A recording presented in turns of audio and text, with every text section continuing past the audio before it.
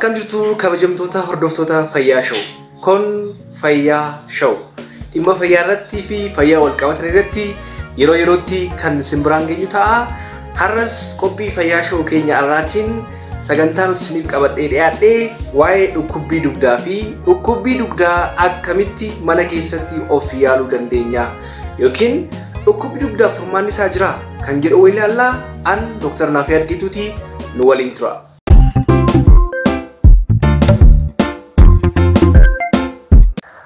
Har'a kan waliin ilaallu waa'ee dhukkubbii dugdaa fi wantoota dhukkubbii dugdaa nutti fidan akkasumas immoo dhukkubbii dugdaa akkamitti mana keessatti of yaaluu dandeenya kan jedhu irratti kan waliin haasofnu ta'a. Ammas nu hordofaa. Akkuma beekamu baay'een keenya yoo xiqqaate si'a tokko dhukkubbii dugdaaf saaxilamneerra. Namoonni baay'een keenya dugdi keenya nu dhukkubee argineerra ta'a. Mee dugdi keenya maali kan jedhu baay'een keenya beeknaa. Yeroo baay'ee dugdi keenya qaama keenya keessaa gara duubaatti kan argamu akka ta'e baay'een keenya beeknaa. Dugda keenya kanas immoo kan inni irraa ijaarame wantoota baay'ee irraati. Lafee dugugguruu dugdaa qaba. Vertebral bone kan jennu. Vertebral bone kun immoo gosoota maaltu nutti fidaa? Baay'inaan dhukkubbii dugdaa namni tokko sababii dhibee qabaateef miti kan dhukkubbii dugdaa qabu. Dhibeewwan garaagaraa yookiin immoo dhukkubni garaagaraa kanneen maashaa walii wal qabatan, kanneen lafee keenya walii wal qabatan, kanneen narvii fi ujummoowwan dhiigaa keenya walii wal qabatan dhukkubbii dugdaa akka nutti fidan ni beekna. Akkasumas immoo dhukkubbiin kaleellee dhukkubbii dugdaa yookiin mudhii akka nutti fidu baay'een keenya ni beekna.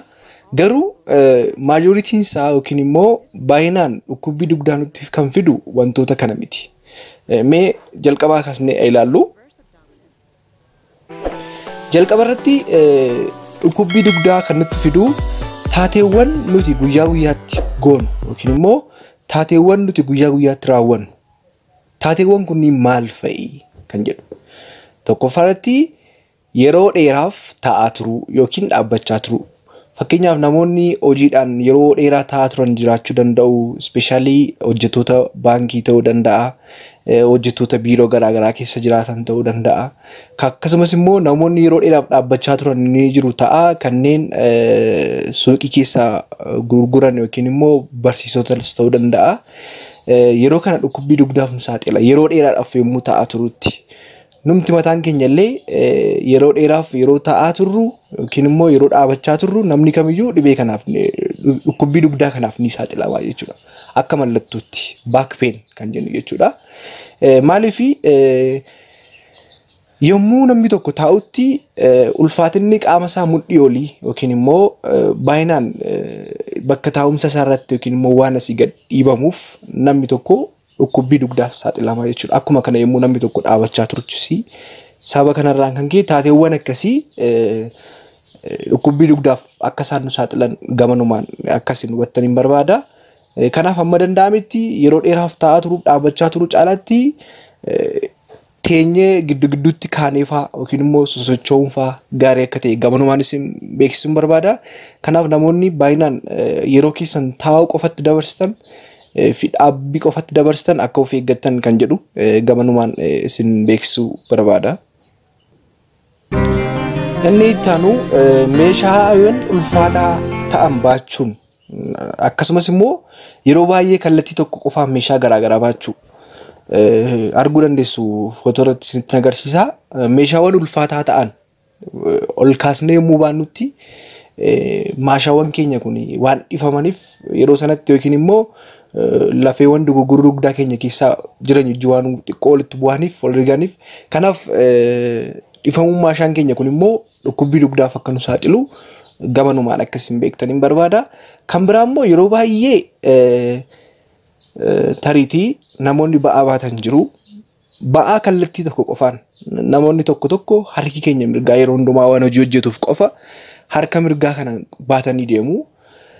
Yoo harka tokko qofatti baannatee harka gamaa gamanatti wal jijjiirree meeshaawwan kana baachuu akka qabnu gamanumaan isin beeksisuun barbaada. Kanaaf haala kanaan yogguu kana maashaan keenya strain waan godhuuf dhukkubbii dugdaaf saaxilamna jechuudha. Inni arfaffaan akkuma fakkii irratti argaa jirtanii morma keenya gara fuulduraatti dheeressuun yookiin immoo akkaataa taa'umsa keenya gabaabadhumatti yeroo baay'ee barattoota qo'atan ta'uu danda'a, namoota ta'anii biiroo keessa hojii garaagaraa hojjetan ta'uu danda'a, yookiin immoo namoota ta'anii hojii biraa hojjetanis ta'uu danda'a. Fakkeenyaaf namoonni kompiitara fayyadaman akkuma suuraa argaa jirtan morma keenya gara fuulduraatti akkas dheeressinee kompiitara yeroo fayyadamnu yookiin yeroo dubbisnu yookiin immoo yeroo konkolaataa oofamutti kun poozishinii sirrii hin taane waan ta'eef sirriitti allaa hin ta'e hin jiru. Lafeen dugugguruu dugdaa keenya sirriitti allaa hin ta'e waan hin jirreef yeroo kanatti dhukkubbii dugdaaf saaxilamna waan ta'eef inni sirrii kamidha kan jedhu kunoof argaa jirtu sirrii kan ta'ee fi sirrii kan hin taane kam akka ta'e suuraa irratti akkuma argaa jirtanidha. Kanaaf straightii taa'uu akka qabnu gamanumaan isin beeksisuu barbaada. Yeroo dubbisnus barataan tokko keessattuu barattoonni yuunivarsiitii ta'uu danda'a yookiin namoonni hojii garaagaraa fayyadamanis yommuu baay'ee gad gombifamanii dubbisan yookiin immoo konkolaataa kan konkolaachisanis yommuu gad jedhanii konkolaachisan argina. Haala kanarraati bartee kanarraa of eeggachuu akka qabnu kun dhukkubbii dugdaaf akka nu saaxilu gamanumaan isin beeksisuun barbaada. Inni kan biraa wantoonni dhukkubbii dugdaaf nu saaxilan kan jedhu irratti siree irra ciifnu yookiin immoo firaashii ciisicha dugda keenyaaf hin malle irra rafu keenyaa fi konstaantismuus kan hin taane yookiin immoo kan dugda keenya miidhan yookiin firaashiin sun immoo kan waliin qixxaanne yoo ta'e kan dugda keenyaaf hin taane yommuu rafnutti straightii rafuu akka qabnudha. Haala kamiin rafuu akka qabna kan jedhu boodan isinitti agarsiisa. Kanaaf kanallee iddoo ciisicha keenyaallee sirreeffachuu akka qabnu gamanumaan isin beeksisuun barbaada. Inni kan biraa yeroo namoonni baay'een boraatii yookiin immoo makaddaa jedhama akka Harargeetti boraatii yookiin tiraasii kan jennu jechuudha. Yeroo fayyadamnutti tiraasii ol kaatee fayyadamuu akka hin qabne. Tiraasiin morma keenya jala ta'uu qaba. Yeroo baay'ee namoonni mataa isaanii irra kaa'atanii rafu kun sirrii akka hin taane gamanumaan beektanii of eeggannoo gochuu akka qabdan kan jedhu isin beeksisuun barbaada. Inni kan biraa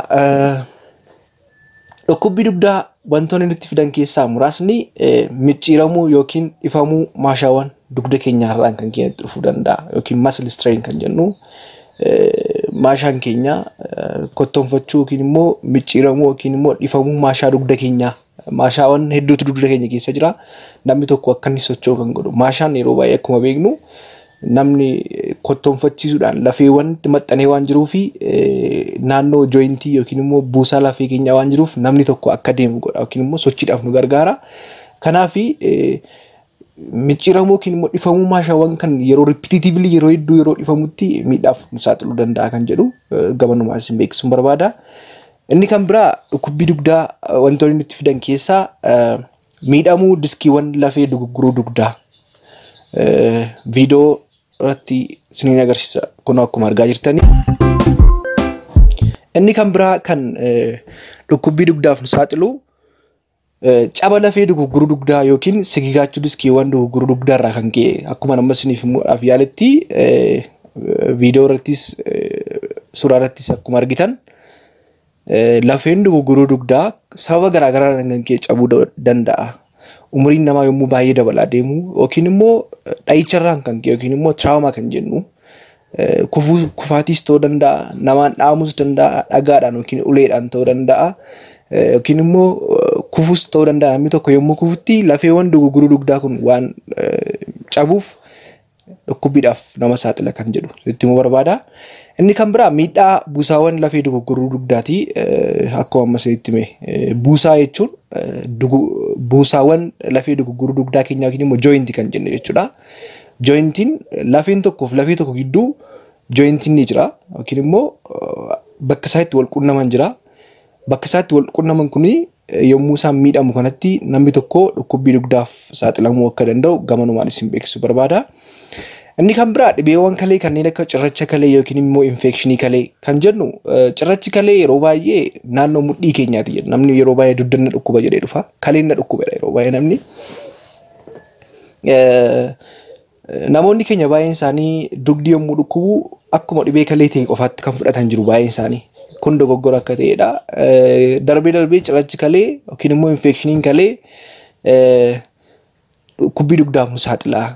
Kan immoo akkamitti adda baasna kan jedhu namni dhukkubbii kalee yookiin immoo cirracha kalee qabu yookiin immoo infekshinii kalee qabu dhukkubbii mudhii yookiin immoo dugdaan cinatti fincaan yommuu fincaa'u nama gubuu, fincaan amma dafee nama finceessisuu, nama haqqisiisuu kunfaa keessatti waan argamuuf yeroo kana qorannoo gochuun barbaachisaadha jechuun barbaada.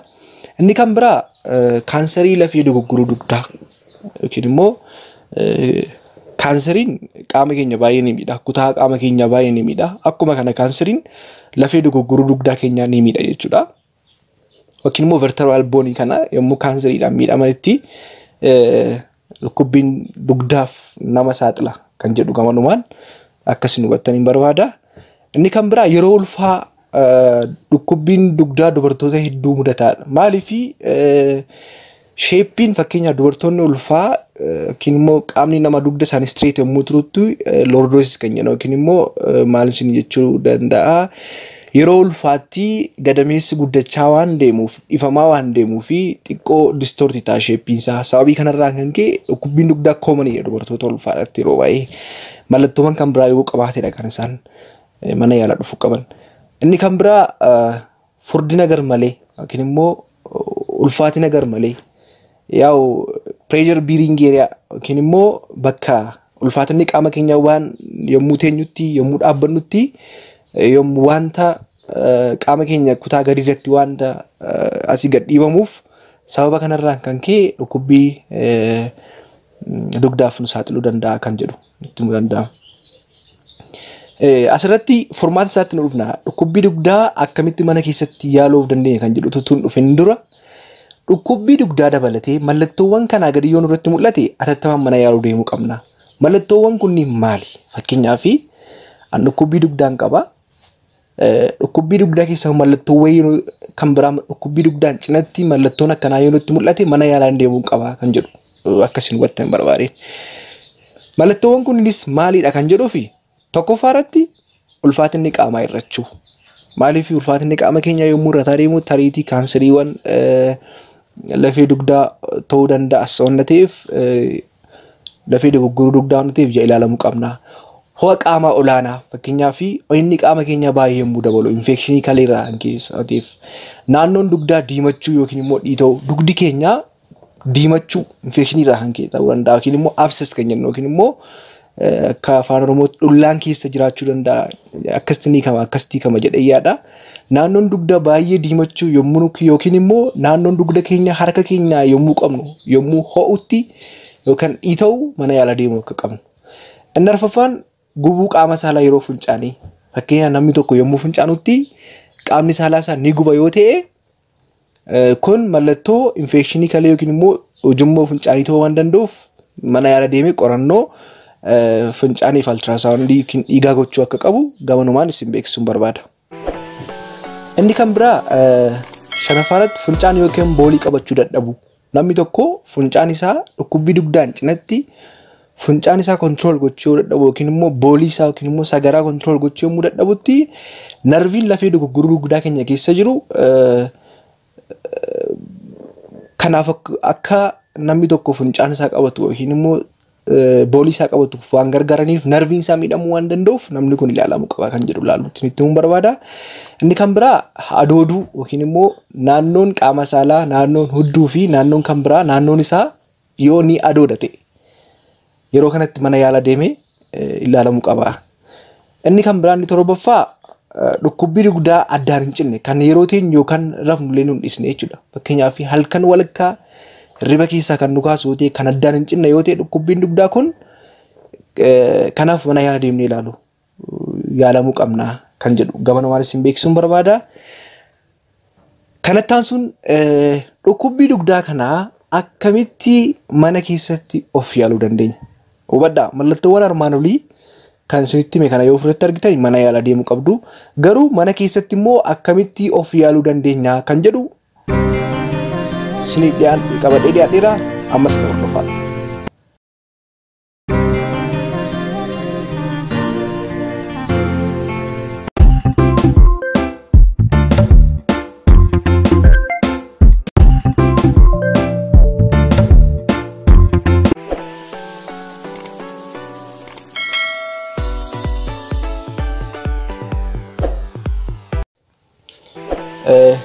Amallee nu hordofaa jirtu YouTube channelii keenya kana subscribe godhaa. Subscribe gochuun dagatinaa. Share godhaa video kana.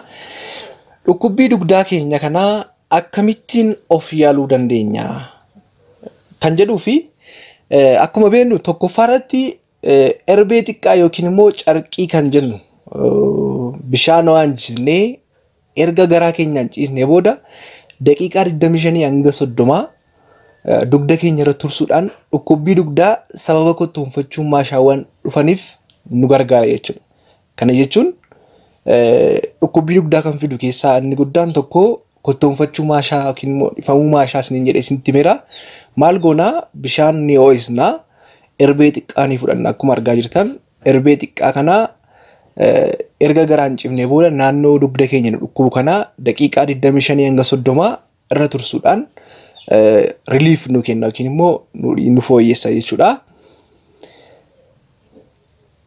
Lammaffaarratti zinjibila beenda baay'een keenya zinjibila firii tokko bulleessuun fakkeenyaaf zinjibila firii tokko zinjibila argaa jirtu kanadha ni bulleessinaa.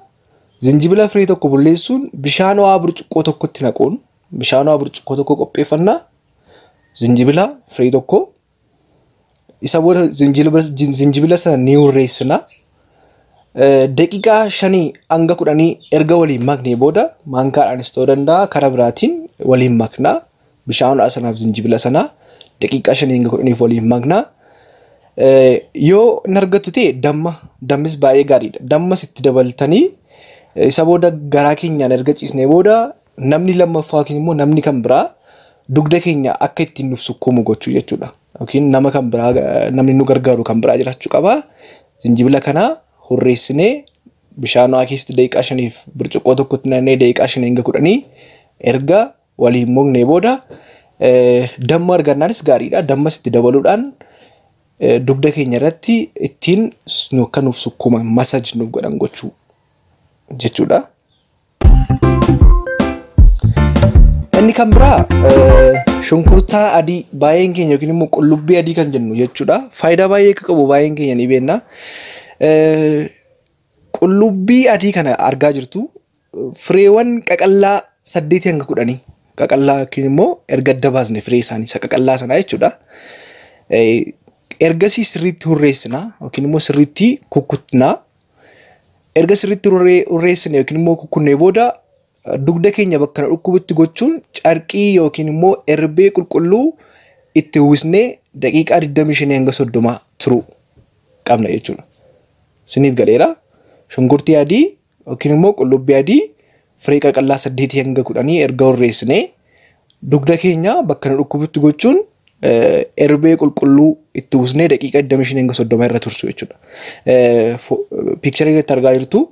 Gama biraan shunkurtaa adii yookaan qullubbii firii qaqallaa 2 hanga 3 ganama kaanii alanfachuun yookiin nyaachuun dhukkubbii dugdaadhaaf filatamaadha. Kanaaf akka hordoftan jechuun barbaada. Inni kan biraa bishaan ho'aadhaan nafa keenya dhiqachuu yookiin immoo shaaworii galuun illee baay'ee barbaachisaadha. Bishaan ho'aadhaan nafa keenya dhiqachuu yookiin shaaworii galuu. Tarii dhukkubbii dugdaan sababii kufaatiin yookiin dheechaan yookiin balaan nurra ga'een kan nutti dhufe yoo ta'e fakkeenyaaf tarii namni tokko ni kufa yookiin balaan wayii irra ga'uu danda'a. Muki wayii sibiilii wayii rukutuu danda'a dugda isaa. Sababa kanarraan kan ka'e dhukkubbiin dugdaa sababa kanarraan kan ka'e nutti dhufe yoo ta'e maal gochuu qabna kan jedhuuf immoo erbee xiqqaa fakkeenyaaf carqii xiqqaa keessa cabbiidha yookiin immoo baradoo cabbii keessa kaa'uun bakka dhukkube sanarra daqiiqaa 5 hanga 10 tursuu qabna. Fakkeenyaaf yoon kufee namni tokko yoo kufetti yookiin immoo balaan kan biraa yoo irra ga'e akkas gochuudhaan dhukkubbii sana relief gochuun ni danda'ama. Hubadhaa asirratti malli kun erga balaan namarra ga'ee sa'a 48 dura qofa kan fayyadamnudha. Fakkeenyaaf balaan kun yookiin fakkeenyaaf har'a kufee sa'aatii 48 asittidha kan mala kana fayyadamuu qabu. Garuu guyyaa 2 dura kufee yookiin immoo guyyaa 3 dura kufee mala kana fayyadamnaan bu'aa tokko kan qabne gamanumaanis hubachiisuun barbaada. Inni kan biraa haala taa'umsa keenyaa fi ciisicha keenyaa sirreessuun barbaachisaadha. Akkamitti taa'uu qabnaa kan jedhu argaa jirtu kunoo inni kun sirriidha. Inni kun immoo sirrii miti. Achirrattis mallattoodhaan agarsiisee jira. Kanaaf haala taa'umsa keenyaaf ciisicha keenyaallee haala ciisicha keenyaa inni sirriin kamidha? Kun sirrii miti. Argaa jirtu inni kun sirriidha. Kanaaf tiraasiiwwan jajjabaa ol kaa'allee fayyadamuu akka hin qabne akkamitti akka ciisuu qabnu kan jedhu sirreeffachuun barbaachisaadha. Inni kan biraa sochiiwwan qaamaa gochuu keessumaa inni guddaan kan nu gargaaru kanadha. Hubadhaa. Sochiiwwan qaamaa kana animeeshinii asinitti agarsiisa. Akkamitti shaakaloo akka qabnu shaakala daqiiqaa tokko jira. Kana tartiibaan asinitti agarsiisa. Sochiiwwan qaamaa kanneen akka siitaappii, niituu, chest stretch kan jedhamu jira. Dugdaan ciisanii mudhii ol kaanii jilba keenya tuquu faa kana asinitti agarsiisa. Kana inni kan biraa keessumaa warri shamarranii kopheewwan ol dheeraa yookiin immoo hilii guddaa qaban yeroo hunda fayyadamuu dhiisuu baay'ee dhukkubbii dugdaaf akka hin saaxilamne nu godha. Hiliiwwan dhedheeraa kana yeroo dheeraaf fayyadamuun illee